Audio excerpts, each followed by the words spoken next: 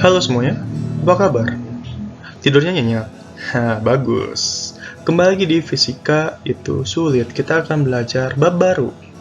Mengenai apa? Ya, misalkan ini, kalian pernah bermain basket atau melihat orang main basket atau melakukan 3 point? Nah, gerakan bolanya itu seperti apa? Ya, mungkin sudah ditebak, itu adalah gerak parabola. Kita akan membahas mengenai gerak parabola. Nah, pada gerak parabola, apa aja sih yang dipelajari? Mari kita lihat. Yang pertama adalah bagaimana gerak parabola terjadi. Yang kedua adalah persamaan posisi dan kecepatan pada gerak parabola. Dan yang terakhir adalah menentukan tinggi maksimum dan jarak terjauh. Baiklah, kita masuk ke definisi gerak parabola. Apa yang dimaksud dengan gerak parabola? Gerak parabola adalah gerak yang lintasannya berbentuk parabola. Tentunya. Kalian pernah bermain game ini, Angry Bird. Nah, ini menggunakan prinsip gerak parabola. Ataupun melakukan 3 point pada bola basket. Itu juga menggunakan gerak parabola. Ataupun di film-film zaman dulu. Namanya Cannon Man. Apa ya? Ya, yang dilantarkan gitu manusia. Itu juga pakai gerak parabola. Baik, sekarang kita akan masuk ke bagaimana gerak parabola dapat terjadi. Gerak parabola dapat terjadi karena perpaduan antara gerak lurus beraturan dan gerak lurus berubah beraturan. Jadi gimana Pak? Mereka fusion gitu, GLB dan GBB. Nah ini akan Bapak jelaskan. Kita tahu ada sumbu X dan sumbu Y di suatu koordinat sumbu X dan sumbu Y. Misalkan ada V0, kecepatan. Maka, karena berada di sumbu X dan sumbu Y, kita bisa proyeksikan dong terhadap sumbu X dan sumbu Y, sama seperti vektor sebelumnya. Nah, pada sumbu X, kita ketahui bahwa menjadi V0X. Dan pada sumbu Y menjadi V0Y. Nah, pada sumbu X akan berlaku persamaan gerak lurus beraturan, GLB. Loh Pak, kenapa di sumbu X? Karena kecepatan pada sumbu X akan selalu konstan atau tetap di setiap titiknya. Jadi kecepatan pada sumbu X akan selalu tetap di setiap titik. Berarti sumbu Y GLBB Pak. Betul, di sumbu Y akan berlaku persamaan GLBB.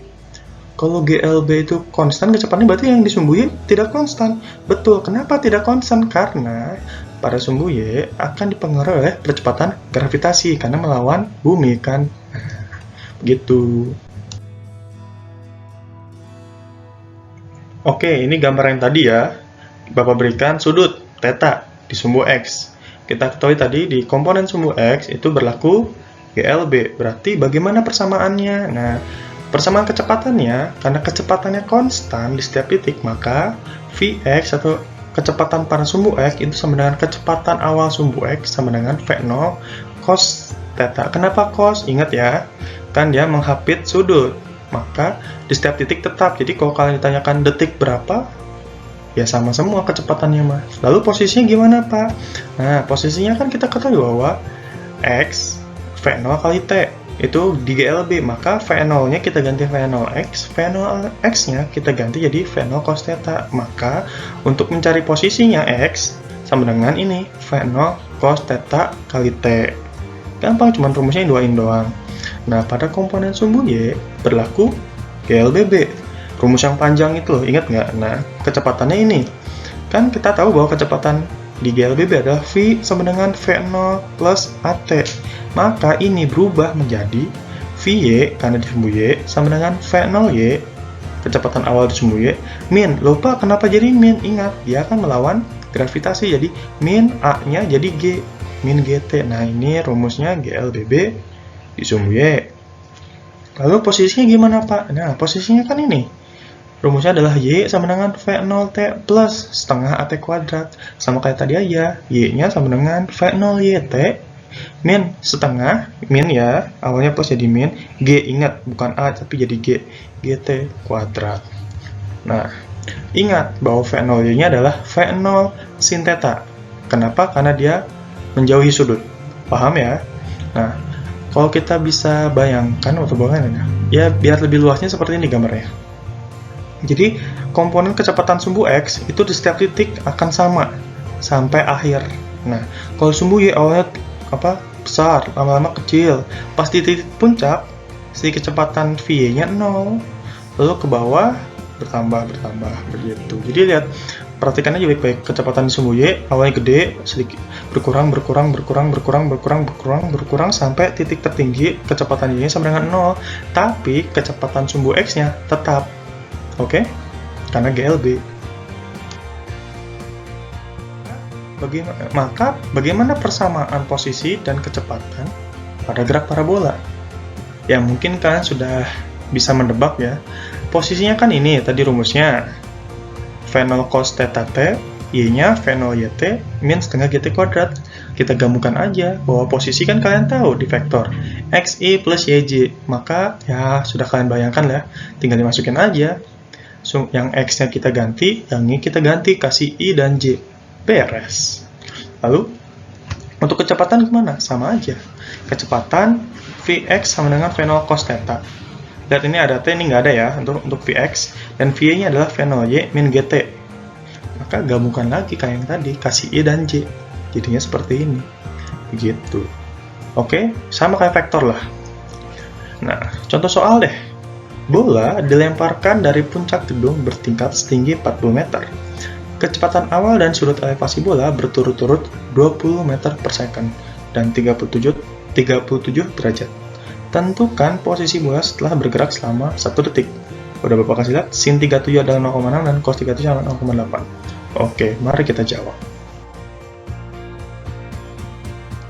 Bola dilemparkan dari puncak gedung. Nah, ini soal yang tadi ya. Ada gedung nih ya. Terus dia ada suatu benda yang dilempar dari atas gedung ini. Menjadi gerak parabola dengan sudutnya theta dan tinggi gedung adalah 40 meter.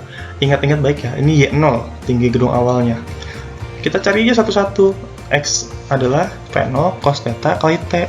Maka V0-nya lihat, kecepatan awal, berarti itu V0. V0-nya 20, masukin 20. Cos theta, berapa θ-nya? 30 derajat, masukin cos 37. T-nya berapa, Pak? Lihat, selama 1 detik, masukin 1. Maka 20 kali cos 37 adalah 0,8, hasilnya 16 meter. Ini baru yang X. Yang Y gimana? Sama aja, masukin aja. V0Y-nya 20 kali sin 37, T-nya 1. Min setengah, kan nggak ada gravitasinya, masukin aja 10 biar gampang.